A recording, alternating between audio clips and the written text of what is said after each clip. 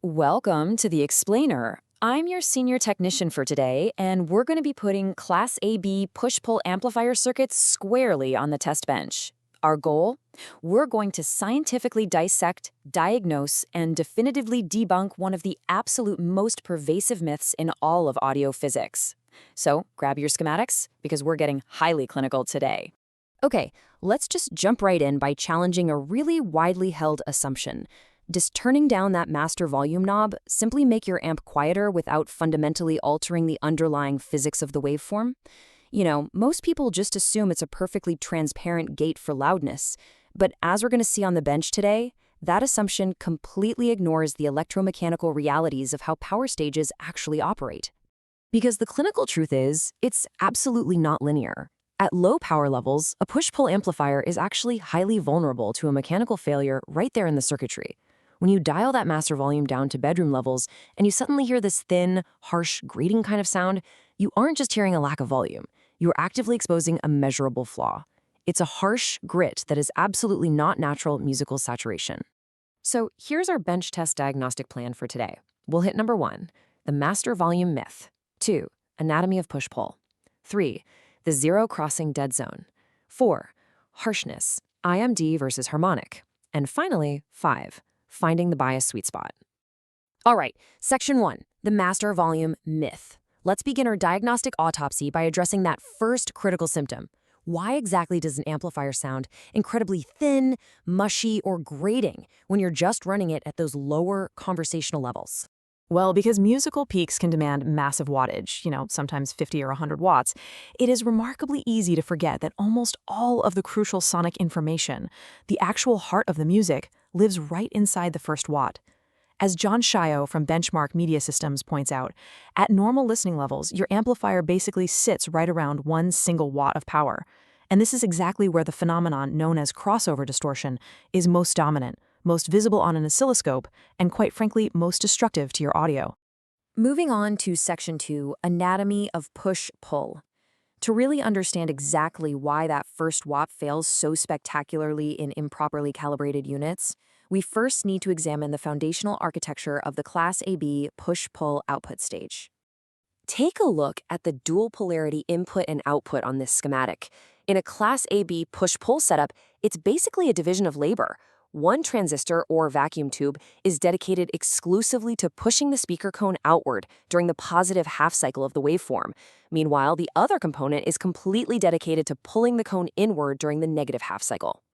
But here's the catch. For this division of labor to actually work smoothly, the devices need a baseline state, which we call the quiescent point. Setting this quiescent point is what we mean when we talk about biasing. Think of it exactly like the idle speed of a car engine. The engine needs to be running slightly so that when you hit the gas, it instantly reacts, right? In an amp, biasing acts like a relay race where both runners have to be moving at the precise handoff point, otherwise the baton just drops. Which brings us to section 3, the zero crossing dead zone. Let's take a look at what actually happens to the waveform when those runners are terribly out of sync and that baton drops directly onto the track. See that distinct little notch right there at the 0-volt axis? That is the exact handoff point between the push and the pull devices. When the audio signal is just too low to overcome the forward voltage drop of the tubes or transistors, the handoff completely fails. The amplifier temporarily stops conducting altogether, neither device is on, and the signal literally just snaps. This flatlined area is what we clinically diagnose as crossover distortion. Just look at the trace there. Both Q1 and Q2 are totally off. Now, let's tie this back to our master volume myth. When you're blasting at 50 watts, this tiny dead zone is just a microscopic fraction of a massive waveform.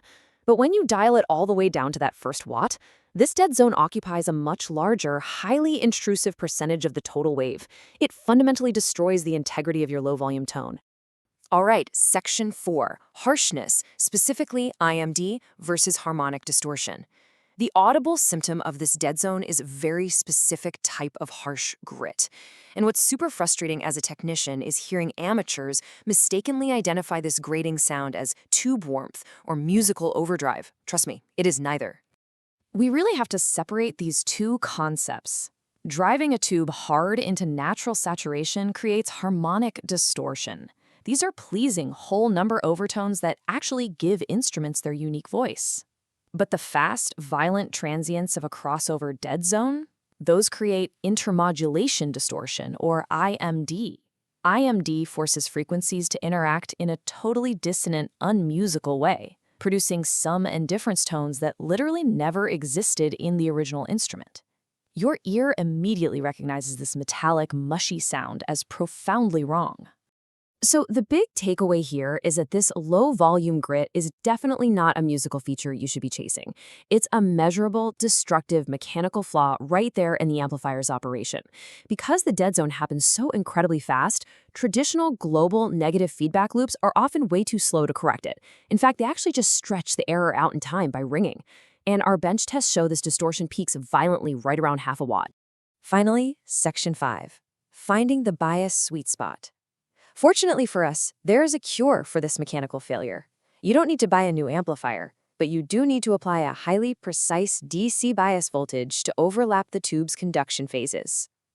Basically, we have to properly calibrate that relay race handoff. But how we actually achieve this matters immensely. For decades, there's been this really dangerous amateur myth circulating. The idea that you can just plug in an oscilloscope, run a sine wave, and visually adjust the bias until that little notch at the zero crossing just magically disappears. But as Randall Aiken points out, this is a terrible idea. We absolutely must rely on hard math and clinical measurements. Visually trying to adjust the bias entirely ignores critical, invisible variables like positive grid clamping and the masking effects of global negative feedback. Just looking at this bench data from two different amp states, we can prove exactly how flawed the visual method is. If you rely on the visual notch method for a 350-volt amp, you're going to end up starving the tubes at a deeply cold 2.8 watts of dissipation. That's just about 24% of the tube's max rating. It's going to sound anemic.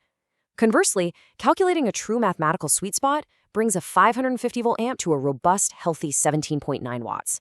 You simply cannot trust your eyes on a vintage oscilloscope to replace Ohm's law.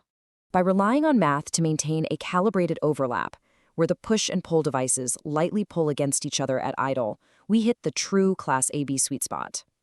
This perfectly calibrated idle current completely eliminates the crossover dead zone, fully restores the integrity of your first watt, and protects your tubes from the hazardous thermal runaway that visual guessing often causes.